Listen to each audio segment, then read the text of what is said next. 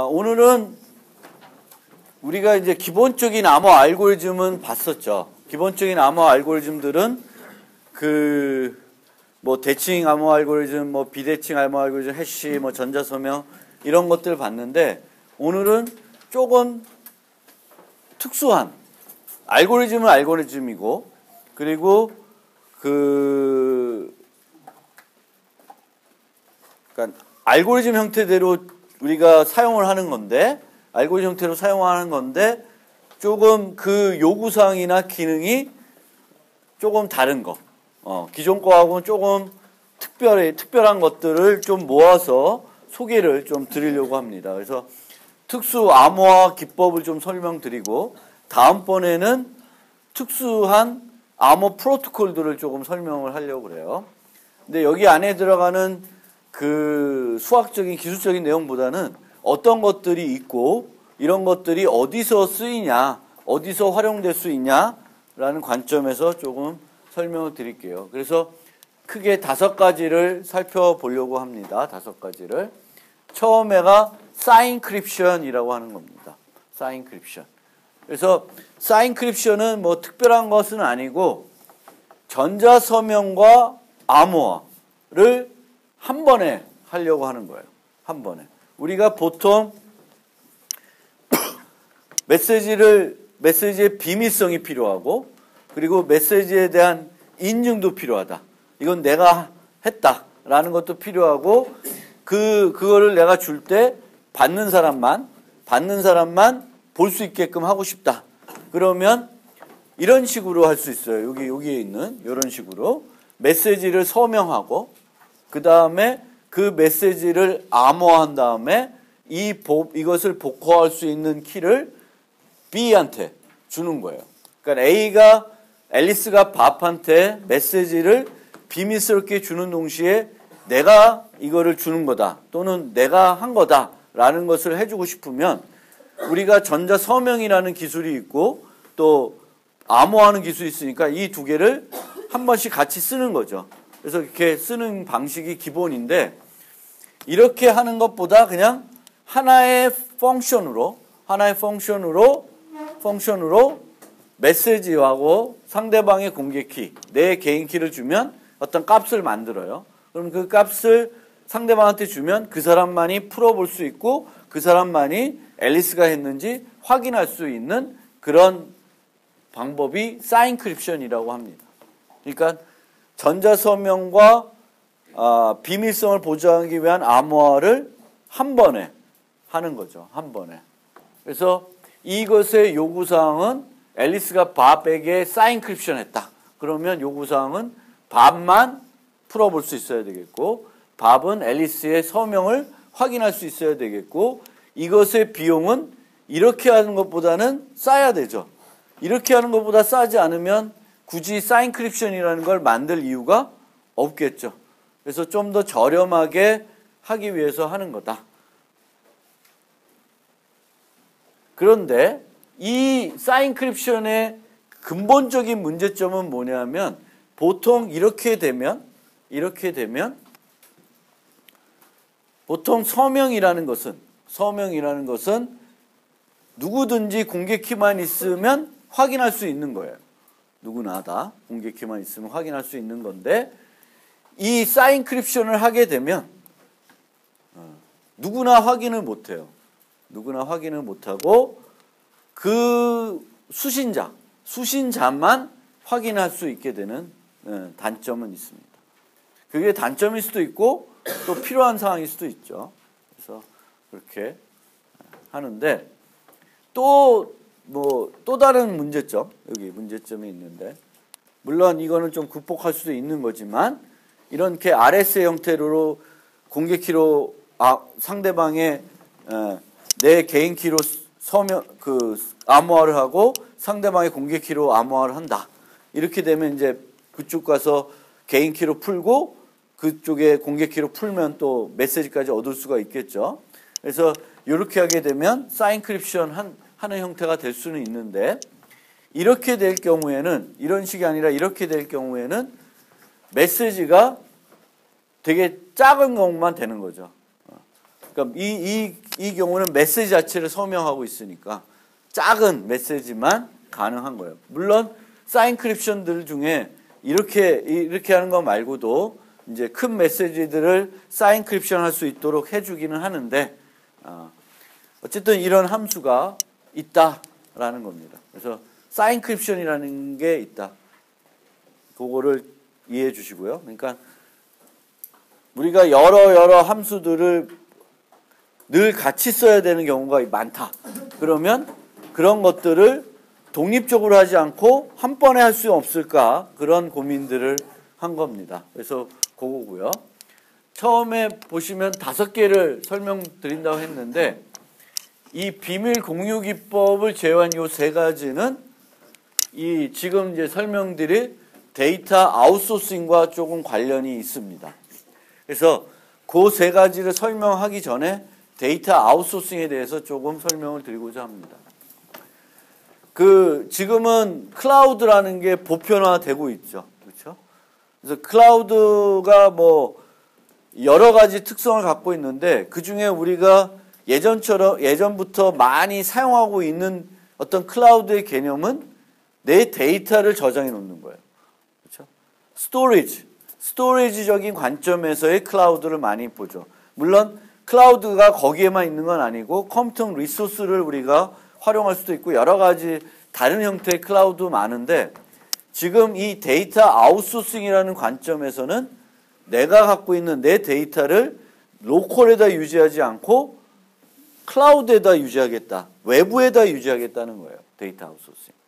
그리고 어떤 기업이든지 우리가 기업을 하게 되면 자료를 관리해야 되겠죠. 그러면 그 자료들을 관리하기 위한 서버를 구입하고 DB를 설치하고 뭐 여러 가지 할 수 있어요. 그건 예전에는 그렇게 많이 해왔죠. 근데 그렇게 되면 그 기업에서는 그걸 관리하기 위한 직원도 채용해야 되겠고 또 하드웨어도 구입해야 되겠고 여러 가지 이제 어려운 점들이 있죠. 물론 대기업들은 워낙 돈이 많으니까 대기업들이 다 뭐를 만들었어요. 자체적으로. 삼성전자, LG전자 이런 데는 또 뭘 갖고 있어요? SI 업체를 갖고 있죠. LG CNS, 뭐 삼성 SDS, SK CNC 이런 대기업들은 또 롯데정보통신, 뭐 쌍용정보통신 이렇게 그룹들은 자체적으로 그런 어떤 그 회사에서 필요로 하는 데이터 관리나 어떤 서비스들, 전산화, 정보화 하기 위한 것들을 만들기 위해서 밖에다 돈 주고 하기보다는 자기네가 고용을 해가지고 하는 거죠. 그래서 거기다 시키고 거기는 삼성, SDS 이런 데는 대부분은 자기 회사, 그룹사에 있는 것들을 위한 어떤 일들을 할 거고 그 외부적인 다른 데도 또 장사를 하겠죠. 그래서 LG CNS 같은 데는 그 국가 일들을 많이 했었죠. 그래가지고 이제 사람들이 많이 필요했었는데 갑자기 이제 정부에서 대기업 SI 업체들은 국가 과제를 못 한다. 국가 일들을 못하게 한다라고 막았어요. 상생, 뭐 중소기업 상생이라서 LG CNS가 사람들을 안 뽑죠. 일이 없으니까. 지금 많이 뽑아놨는데 이제 정부 일이나 이렇게 LG 외적인 일들을 못 따니까 이제 뭐 삼성이 LG CNS한테 일 줄까요? 그럴 일은 없죠. 그렇죠? 그럼 소기업들이 LG CNS한테 일을 준다? 그것도 이렇게 쉬운 문제는 아니죠. 그러면 이제 원래는 LG나 이런 데들이 자체적인 거 말고는 이제 국가 뭐 기관들 이런 데 걸 일들을 뭐 구축하고 관리해주고 뭐 이런 일들을 했는데 그런 것들이 이제는 조금 이제 대기업들에 대한 제한이 있어서 그런 문제가 있죠. 그런데 어쨌든 간에 데이터를 관리해야 되는 그 비용들은 외주를 주면 어떻게 돼요? 비용은 대폭 절감할 수 있겠죠. 그렇죠? 데이터를 우리 학교에도 데이터를 관리하기 위해서 전산정보팀이 있고 거기에 직원이 몇 명 있나? 한 8명 있나? 이 직원이 있어요. 맨날 여러분들 불만 있을 수 있지만 어쨌든 8명, 7명, 8명의 직원들이 그걸 관리하고 있죠. 개발도 좀 하고. 근데 뭐 큰 개발들은 또 외주를 주겠죠. 나중에 또 유지보수하고. 그래서 그런 것들을 이제는 좀 있으면 통째로 그냥 뭐 구글, 아마존 이런 데다가 이제 보내버리면 돼요. 여러분들도 필요하면 이제 그렇게 할 수도 있죠. 그리고 여러분들도 사적으로는 드롭박스니 뭐 구글 닥스니 이런 데다가 자기 자료들 뭐 네이버 클라우드나 이런 데다가 이제 자료들을 올리고 있죠. 그래서 데이터 관리 비용을 줄이기 위해서 현재 데이터 아웃소싱, 내 데이터를 외부에다가 위탁시키는 거예요. 관리를 하는 거예요. 클라우드 컴퓨팅 확산으로 더욱 가속화되고 있다라고 보시면 되겠고요. 심지어 이제는 대기업들도 그거를 관리를 잘하는 구글이나 이런 데 맡겨버리자. 더 싸니까. 자체적으로 사람들을 여러분 한 명 고용하려면 3, 4천 줘야 되고 그 한 명만 고용하면 되는 게 아니라 열댓 명 고용을 해야 되고 차라리 그거의 반이면 반만 주면 잘 관리를 해주니까. 그러니까 그렇게 되면 이제 그런 데가 더 경쟁력이 있는 거죠. 근데 문제점은 그럼 뭐냐? 데이터를 밖으로 내보낼 때 문제점. 지금은 통신 비용, 뭐 컴퓨팅 속도 이런 거는 이제 문제가 안 되는 거죠. 어차피 삼성 같은 데는 그 정도의 필요한 서버가 있으면 그 정도는 구매를 할 거예요. 근데 외부에서 우리는 이제 구매 안 하고 돈만 조금만 내고 쓰는 거니까 하드웨어 비용도 줄이는 거죠. 그래서 비용이 문제가 아닌데 문제는 뭐냐면 중요한 데이터, 사적인 데이터를 자신이 통제할 수 없는 외부에 유지하는 것이 이제 불안한 거죠. 노출, 프라이버시, 보안. 여기가 이제 큰 문제예요. 그러니까 노출에 대한 문제도 있고 정보가 조작되거나 손실될 수 있다는 걱정도 상당히 큽니다. 그게 뭔가 완벽하게 걱정하지 않아도 돼 라고 하면 아마 데이터 아웃소싱은 더 가속화될 거예요. 물론 우리는 그냥 보편적으로 쟤네는 대기업이니까 믿고 주겠다. 기본적인 보안을 할 테니까.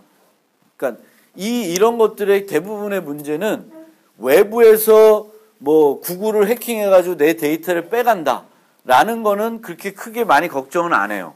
그런데 구글 내부 사람들이 그 데이터를 접근할 수가 있겠죠. 관리자들은. 그리고 그 접근한 것들을 몰래 빼돌리거나 이런 것들이 문제가 되죠. 삼성이나 이런 데도 내부 직원이 카드사들이 자기 그 고객 정보를 빼가지고 팔아먹죠. 그런 문제들은 해결하기가 상당히 어려운 거죠. 그래서 프라이버시 비밀성 측면에서 어떻게 할 것인가, 어떻게 하면 데이터를 아웃소싱하면서 우리가 신뢰하면서 쓸 수 있을까라는 건데 가장 단순하게 우리가 생각해 볼 수 있는 해결책은 데이터를 올리는데 암호화해서 올리는 거예요. 데이터를 암호화해서 올리면 구글의 내부 관리자도 어차피 볼 수가 없는 거죠. 그럼 구글은 뭐만 책임져 줘야 되냐면 손실이 안 되게끔 해줘야 되죠. 갑자기 뭐 정전됐다고 데이터 다 날라갔습니다 하면은 난리 나는 거죠. 그러니까 그런 것들, 백업 뭐 이런 것들은 다 계약이 될 테고 만약 손실이 되면 뭔가 또 책임을 우리가 얼마만큼 비용을 뭐 배상을 해야 되고 뭐 이런 거가 있겠죠. 그래서 잘 백업을 하겠죠. 그래서 데이터를 암호화하면 좋을 것 같다. 근데 데이터를 암호화하면 모든 게 다 해결되냐? 그렇지 않다라는 걸 이제 좀 뒤에 가서 설명을 드리겠습니다. 그리고 아까도 얘기했지만 이제 하나는 데이터의 그 비밀성이나 사적인 정보들을 보호하고자 하는 그거 측면이 있고 또 하나는 내 데이터가 지금 드롭박스나 여기 뭐 원드라이브나 뭐 마이크로소프트나 어디에 가 있어요. 근데 이 데이터들이 내가 조작하지 않으면 그대로 있기를 바라는 거죠. 내가 거기다 중요한 데이터를 올려놨는데 어느 날 변경이 되거나 삭제가 돼. 그러면 되게 문제가 되겠죠. 그래서 무결성을 검증하는 방법, 효과적으로 그 서버를 신뢰하지 않고도 무결성을 검증할 수 없을까? 이제 문제는 이거예요. 그러니까 클라우드를 그 서비스를 제공하는 사람도 이제 무결성을 보장하기 위해서 백업도 하고 여러 가지 노력들을 할 거예요. 근데 만약에 그럼에도 불구하고 문제가 생겨서 내 데이터에 어떤 변화가 왔어요. 그러면 어떤 법률적인 장치에 의해서 소송을 할 수가 있죠. 그럼 소송을 해서 소송에서 지면 피해 보상을 해야 되겠죠. 그러면 그 기업에 막대한 손해가 됩니다. 그러면 그 기업에서는 그것이 데이터가 변경됐음에도 불구하고 그것이 예를 들면 구글이라고 합시다. 구글의 책임에도 불구하고 구글에서는 우리 책임 아니다. 우리 때문에 바뀐 게 아니라 니네가 그냥 바꾼 거다. 우리가 안 한 거다. 라는 식으로 발뺌을 할 수가 있다는 거예요. 그러니까 무결성이라는 서비스도 우리가 뭔가가 그 고객이 나름대로 확인을 하게 되겠고 이게 고객의 잘못인지 그 서비스 제공하는 구글의 잘못인지를 판단할 수 있는 뭔가의 어떤 장치들이 있어야 되는 거죠. 단순하게 우리는 이렇게 백업하고 이렇게 하니까 안전합니다 라고 해서 믿을 것이 아니라 이제 이 효과적으로 무결성을 검증하고 누가 잘못했는지를 따질 수 있는 어떤 방법이 필요하다라는 겁니다. 그 다음에 이 아웃소싱과 관련해서 비밀성, 프라이버시 이 측면에서 이제 암호화를 하겠는데 그거 관련해서 추가적으로 우리가 생각해 봐야 되는 게 여러분도 그렇죠. 데이터를 내가 구글에 올려놓고 구글 닥스에 올려놓고 나 혼자만 보는 경우도 있지만 내 친구한테 공유시키는 경우가 있죠. 공동 작업을 하기 위해서든지 이제 그런 경우가 있고 회사 같은 데는 데이터를 올리면 한 사람만 보는 게 아니라 여러 사람이 봐야 되죠. 그러면 이 공유라는 문제가 있어서 또 데이터 암호화하는 게 되게 어려운 부분이 돼요. 우리가 방금 배웠던 그룹키 기술도 필요하고 그룹키를 떠나서 이 접근 제어를 되게 그 세밀하게 할 수 있는 방법들이 필요합니다. 너는 돼, 너는 안 돼. 이 데이터는 누구는 볼 수 있고 누구는 못 보고 이런 것들이 뭔가 돼야 되는 거죠. 그래서 그런 것들이 어렵고 또 데이터가 많이 들어가 있으면 검색을 해가지고 내가 이런 데이터를 필요로 해. 저도 요즘은 파일 정리들이 안 돼서 작년에 요거 했던 내가 분명히 해놓은 게 있는데 어딘지 못 찾아요. 파일 이름을 검색해도 도저히 못 찾아요. 그래서 포기하고 다시 만드는 경우도 종종 있는데 파일 관리가 잘 안 되죠. 그러면 좀 검색을 잘 해야 되는데 암호화가 되어 있으면 검색이 되나? 이제 그런 문제도 있는 거예요. 그러니까 검색을 해야 되고 우리가 데이터가 양이 많으면 이제 찾아야 되잖아요. 어디에 있는지 그 내가 보고자 하는 데이터가 어디에 있는지를 찾아야 되는데 검색을 해야 되는데 암호화가 되어 있으면 내용을 검색을 못하죠. 그래서 그런 문제들이 있습니다. 그래서 그것에 대해서 하나하나씩 한번 조금씩 생각해 보면서 지금까지 연구된 결과들이 어느 수준까지 와 있다라는 것을 조금 설명을 드리고자 합니다.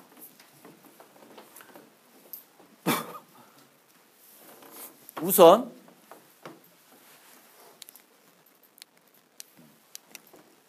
암호화 관련된 얘기부터 좀 한번 해봅시다. 암호화. 그래서 내가 이제 클라우드나 이런 외부에다가 데이터를 올리는데 이제 그 데이터를 올릴 때 그 데이터의 내부 내용을 그 서비스 업체가 못 보게끔 하기 위해서 암호화해서 올린다라는 거예요. 그러면 내가 나중에는 받으면 복구화를 할 수 있어야 되겠죠. 그래서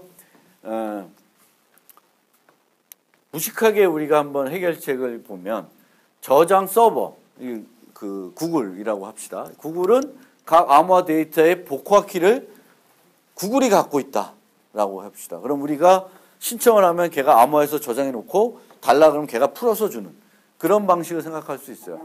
근데 이 경우는 서버에 대한 여전히 신뢰를 한다는 전제하에서 쓸 수 있는 모델이라는 거죠. 그렇죠? 그래서 이 모델은 우리가 궁극적으로 원하는 모델은 아니에요. 우리가 해결하고자 하는 것은 요 놈을 믿지 못하겠다는 거거든요. 그 서버를, 구글, 뭐 이런 외부 서버 믿지 못하겠다는 거예요. 그러면 두 번째 해결책은 지난번에 그 랜섬웨어 시험에서도 그렇게 한번 나왔던 비슷한 아이디어로 생각하시면 돼요.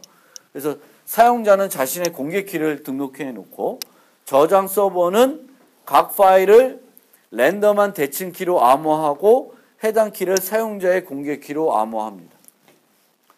그리고 그 파일을 옆에다 이제 같이 두는 거죠. 그러니까 파일이 암호화되어 있고 그 파일을 풀 수 있는 키를 암호화해서 공개키로 암호해가지고 같이 갖고 있는 거예요.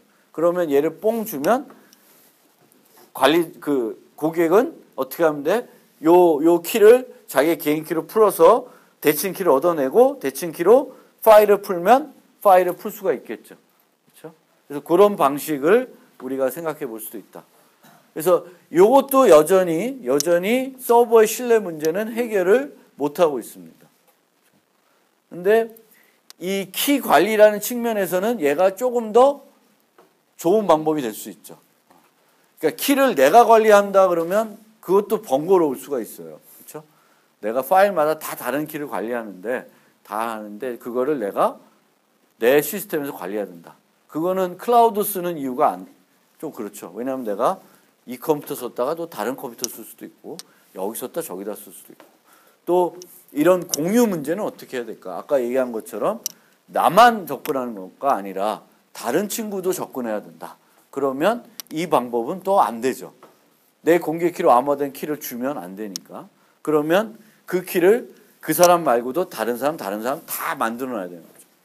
그럼 되게 번거로워지는 거죠. 그래서 이런 문제들을 그러면 좀 어떻게 서버를 신뢰하지 않은 상태에서 해결할 수 있을까? 이런 것들을 한번 이제 뒤에서 어떤 해결책들이 나왔는지를 한번 생각을 해보시면 좋겠고요. 그거 보기 전에 무결성 검증이라는 쪽도 연구를 많이 하고 있어요. 클라우드 보안. 요즘이 이슈 중에 하나가 이제 그 보안 쪽에서는 클라우드 보안이 많은 큰 이슈를 차지하고 있습니다. 그래서 아웃소싱 데이터를 자신이 필요할 때 변하지 않은 상태로 접근할 수 있기를 원합니다. 우리는 언제든지 내가 필요로 하면 내 데이터를 보고 내가 보고자 하는 데이터는 바뀌지 않는 상태가 돼야 되는 거죠. 내가 마지막으로 저장했던 그 상태대로 볼 수가 있어야 된다라는 겁니다. 그래서 무결성 검증을 이제 필요로 하는데 수시로 내가 지금 내 데이터가 변했네 안 변했네를 검증해보고 싶다. 내가 검증해보고 싶은데 이 무결성 검증을 하기 위해서 내가 데이터를 왕창 다운받아서 검증을 해야 된다. 그러면 어때? 별로 좋은 방법이 아니겠죠. 그렇죠? 그러니까 무결성 검증을 해보고 싶어. 내 데이터가 제대로 되어 있는지. 그리고 그 검증했을 때 그 검증 결과를 나중에 어떻게 하고 싶을까? 법적인 효력을 갖고 싶으면 좋겠죠. 내가 몇 월 며칠 날 이걸 했는데 그때는 문제가 없었다. 그러면 그 이후에 뭔가 문제가 있었고 그 이후에는 나는 클라우드에 접근한 적이 없다. 그러면 그 문제는 누가 책임져야 돼요? 클라우드가 책임져야 되겠죠. 그래서 그런 무결성 검증을 하는데 해당 파일을 로컬에 가지고 있지 않다고 생각하는 겁니다. 만약 내가 로컬에 가지고 있으면 무결성 검증할 일이 별로 없는 거죠. 그냥 그 파일 쓰면 되지. 그래서 로컬에 안 갖고 있는 상태입니다. 로컬에 안 갖고 있을 때 어떻게 하냐. 드롭박스 같은 경우에는 보면 저쪽에도 있고 내가 갖고 있는 모든 컴퓨터들이 다 로컬에도 있죠. 싱크 하고 있죠. 그래서 이 드롭박스 같은 경우에는 용량이 커지면 그걸 차지하는 내 로컬 공간도 어마어마하게 커져요. 근데 그거는 실질적으로 내가 원하는 어떤 서비스는 아닐 수 있어요. 근데 이제 편리한 측면은 있죠. 빠르게 접근할 수 있으니까. 그래서 그 무결성 검증을 그러면 어떻게 하나 한번 생각을 해봅시다. 그런데 무결성을 검증을 하는데 나는 어떤 정보도 유지하지 않고 있어. 그럼 무결성 검증을 할 수 있을까요? 어떤 정보도 나는 안 갖고 있어. 내가 파일들을 여러 개 올려놨는데 그 파일의 무결성을 검증하고 싶어요. 변했는지 안 변했는지. 근데 나는 아무것도 유지하지 않고 있어. 그럼 저쪽에서 뭔 값을 주면 그 값이 맞는지 틀리는지를 검증해 볼 수가 없어요. 내가 모르니까. 그러니까 최소한 무결성 검증을 하려고 그러면 나도 뭔가 갖고 있어야 돼요. 근데 파일 전체를 갖고 있는 건 아니어야 돼. 너무 비용이 커지니까 파일 전체 말고 조그마한 정보만 내가 갖고 있으면 좋겠다라는 거예요. 자, 그러면 쉽게 한번 생각을 해서 또 간단한 해결책들이 뭐가 있는지 한번 봅시다. 사용자는 파일의 해시 값을 내가 유지하는 거예요. 그럼 대충 감이 오죠? 어떻게 해야 될지. 그래서 파일의 해시 값을 내가 갖고 있습니다. 파일 자체는 안 갖고 있어. 파일은 영화 파일이다. 그럼 뭐 몇 기가 된다 칩시다. 근데 나는 갖고 있는 건 뭘 갖고 있어? 160비트 해시 값 하나만 갖고 있어요. 그 정도는 내가 무결성 검증 위해서 양보할 수 있는 수준이 되죠. 그렇죠? 그래서 해시 값을 갖고 있어요. 서버는 사용자의 요청에 따라 파일의 해시 값을 계산한 다음에 서명해서 전달해 줘요. 그러면 내가 갖고 있는 값하고 걔가 준 값하고 맞는지 비교해 보면 안 바뀌었구나 라고 되는 거죠. 그럼 그게 돼? 문제점들이 있습니다. 어떤 문제점이 있냐? 파일의 크기에 따라서 서버가 매번 해시 값을 계산하는 것이 너무 비용이 많이 들 수 있어요. 서버가 짜증난다는 거고요. 이런 방식은. 또 하나, 이 방법에서 우리는 서버를 신뢰하는 모델이 아니에요. 서버를 신뢰하지 않고도 확인하고 싶은 거예요. 왜냐하면 서버도 부정하고 싶어. 자기가 어떤 실수로 자기 시스템 오류가 생겨가지고 파일이 변경되더라도 이거를 내가 책임지고 배상하기가 싫은 거예요. 그러니까 걔네들은 이제 엉뚱한 값을 줘서 파일이 바뀌었음에도 불구하고 안 바뀌었다라고 거짓 뭔가 값을 줄 수 있으면 안 된다는 겁니다. 그런데 그럼 어떻게 하면은 얘가 거짓 값을 줄 수 있냐면 서버는 마지막 해시 값을 그냥 갖고 있어요. 그리고 요청이 들어오면 원래는 요청이 들어오면 현재 파일을 해시해가지고 줘야 되는 거지. 근데 현재 파일을 해시해 주는 게 아니라 예전에 만들어놨던 해시 값을 주는 거예요. 그러면 통과가 되겠죠. 그 이후에 뭔가 시스템 오류가 있어서 바뀌더라도. 그러니까 이 모델은 서버를 신뢰하지 않기 때문에 이제 문제가 되겠고 파일 전체에 대한 해시값 하나만 갖고 있으니까 그걸 계산할 때 비용이 너무 많이 들 수 있어요. 그러면 이 문제를 좀 한번 여러분들이 생각해 봐요. 전체 파일의 해시값 하나 갖고 있으니까 너무 비용이 커. 그럼 어떻게 하면 될까?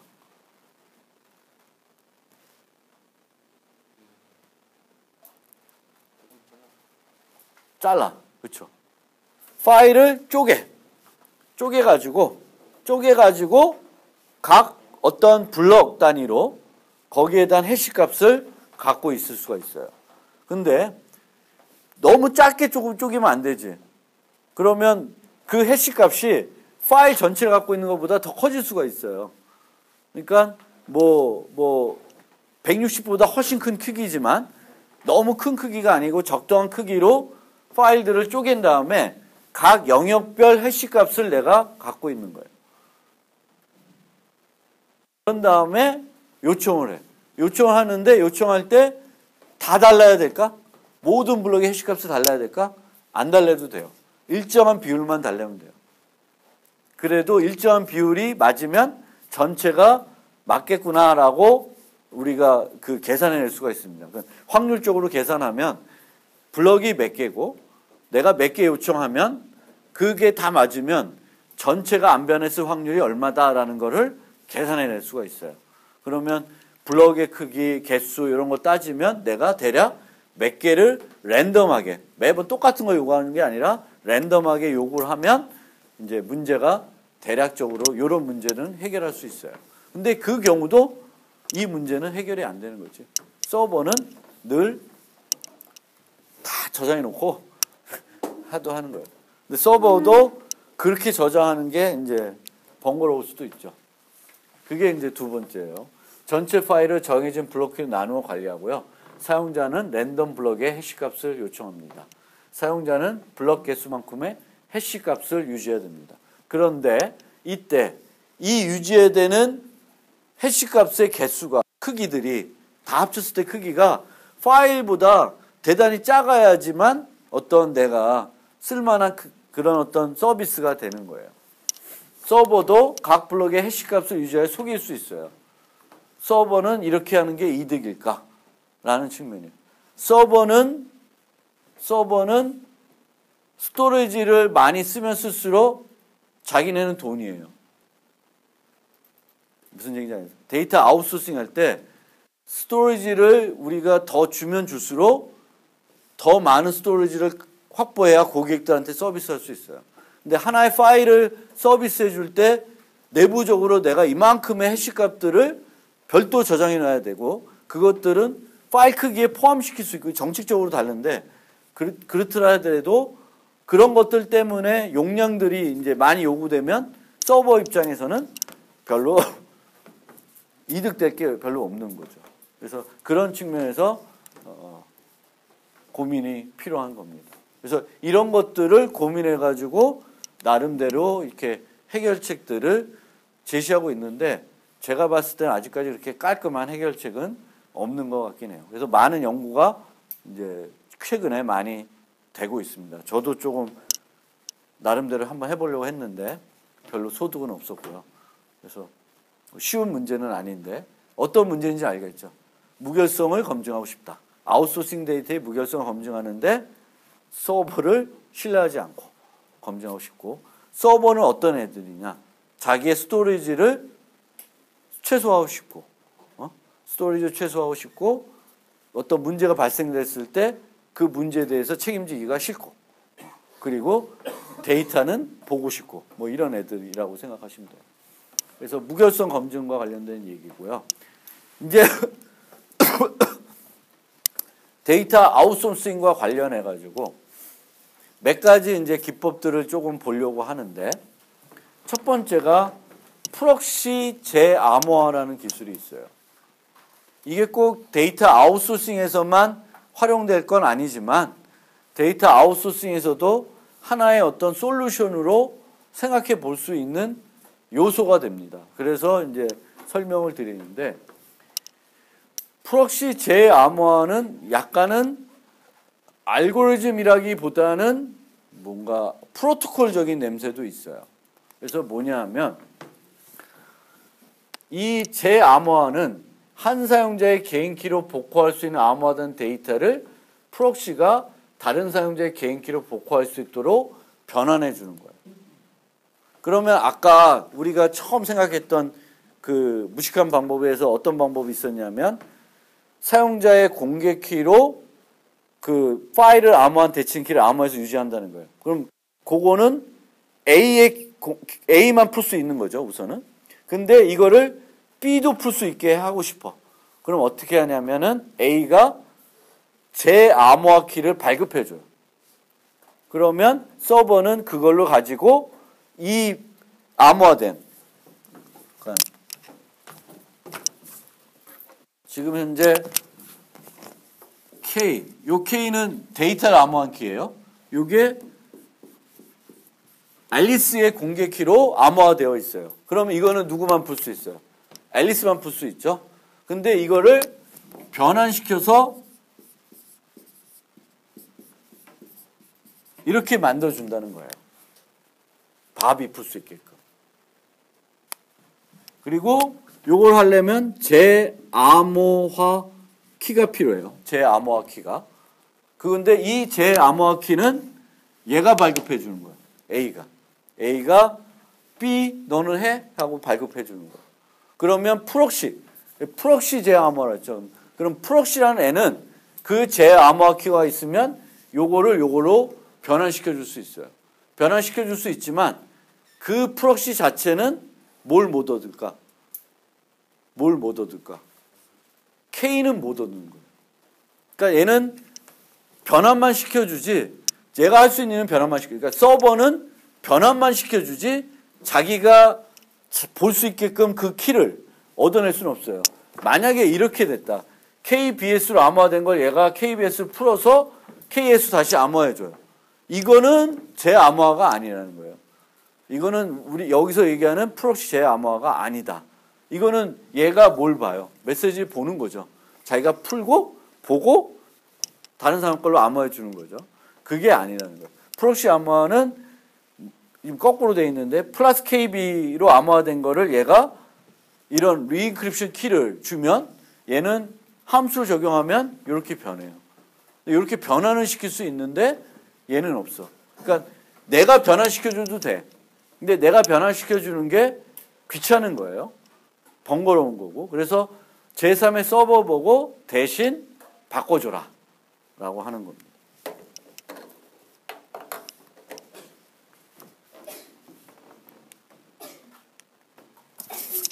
지금 시간이 좀 돼서